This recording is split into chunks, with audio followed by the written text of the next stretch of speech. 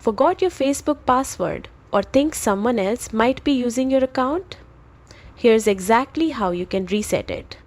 And don't forget to like and subscribe for more easy tech help. If you're already logged into Facebook, just open the app, tap the menu icon at the bottom right, then the gear icon at the top to enter settings. From there, go into Account Center, then tap Password and Security. Select Change Password, choose Facebook, and if you can't remember your current one, just tap Forgot Password at the bottom. Facebook will send a code to your registered email. Just enter that code and set a brand new password. If you're logged out and can't get in, open the app or go to facebook.com, tap Forgot Password, then enter your email, phone number, or even your name.